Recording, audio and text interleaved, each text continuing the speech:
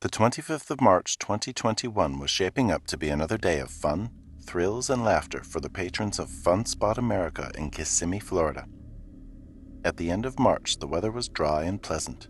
It was a nice day, and those who recognized it as such were wisely spending the day out and about with friends and family. No park-goer suspected that those put in charge of their safety were not taking their jobs as seriously as they should have been, and while some visitors were excited to get on OldTown SlingShot, a fan-favorite ride that had debuted in April 2001, they had no idea that their fun would end in a terrifying accident that would leave two young girls scarred for life. What exactly went down on that cool Thursday night in March 2021? What led to the malfunctioning of that particular slingshot ride cable? How were the victims afterwards? And what events occurred in the aftermath to solve it? Since its opening in April 2001, the OldTown SlingShot and Vomatron in Fun Spot America Kissimmee has promised nothing short of an incredibly exhilarating experience. With a motto like, "Get in, sit back, stop talking, and hold on," a giant spinning arm ride with a name like Vomatron, go-kart rides, and a 240-foot-tall slingshot ride that seemingly propels riders up to the clouds, it's hard to think of the amusement park and not associate it with fun. Everyone at the park came to have a good time, and it's because no one was expecting anything to go wrong that when something did, it was so shocking. Throughout that entire day, Slingshot had been operating as normal. The ride was a reverse bungee or catapult bungee type ride that launched a pod of two riders up in the air with two elastic cables attached to two metal structures. The effect is almost similar to drawing a ball of paper back with a rubber band and launching it, only it's with people, and it's more controlled.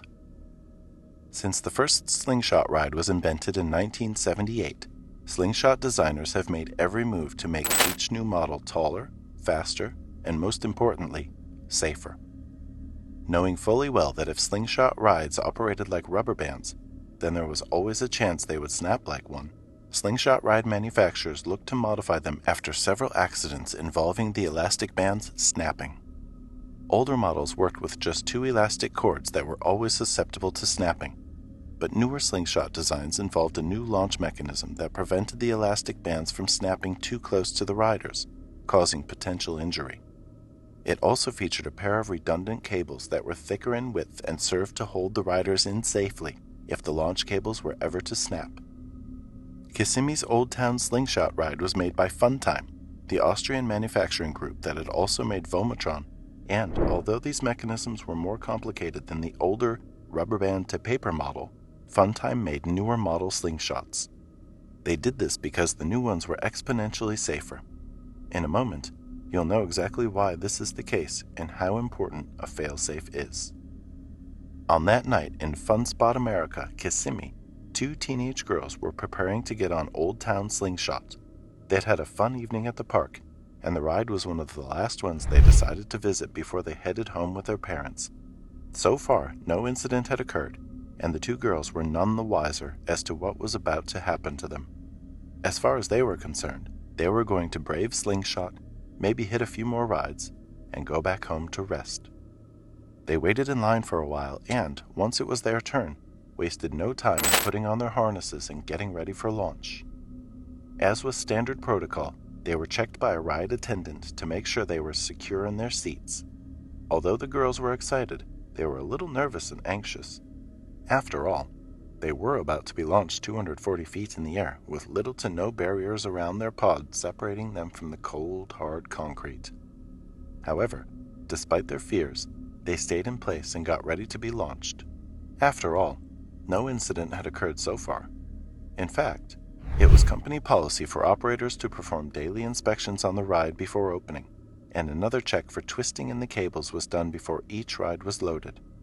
Aside from normal pre-roller coaster nerves, the girls had no reason to be afraid. What could possibly go wrong, they must have thought. Soon it was time to launch. The girls braced themselves, and in mere seconds they were being shot through the air. Their pod went flying, but something was wrong. Instead of the tension on the pod slowly relaxing with every bounce, the cable snapped, leaving them stuck in midair.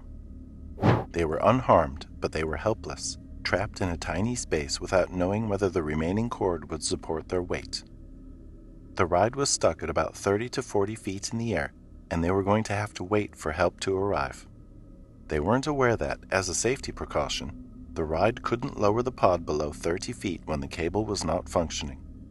Frozen in fear, thinking that if they moved too much or breathed too hard they would fall, the girls waited.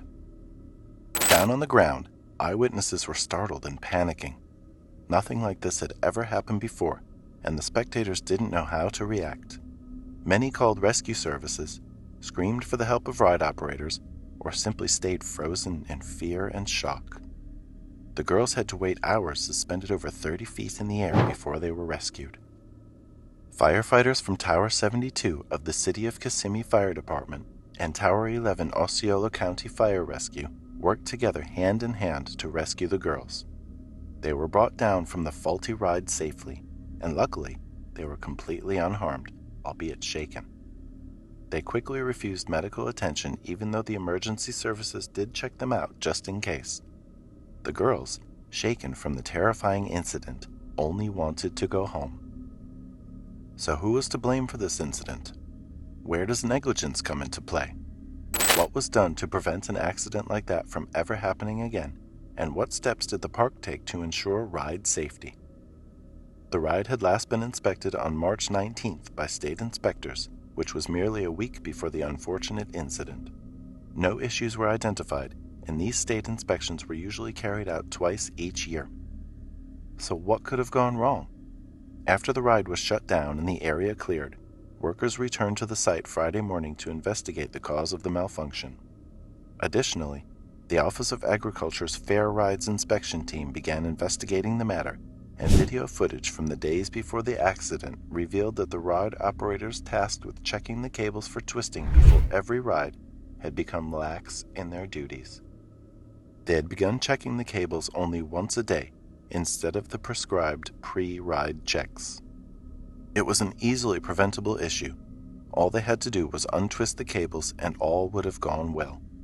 Unfortunately, they refused to do their duties properly, resulting in 2 innocent people being put in a life-threatening situation.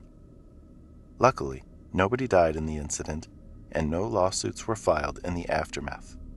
But this story ending on a somewhat happy note wasn't because the ride operators were great at their job or because the park was good at enforcing its own rules. It was because of the fail-safe in place on the SlingShot. The ride was designed with redundancy, so although it malfunctioned, the girls were kept out of harm's way. If it was an older model SlingShot ride, who knows what would have happened.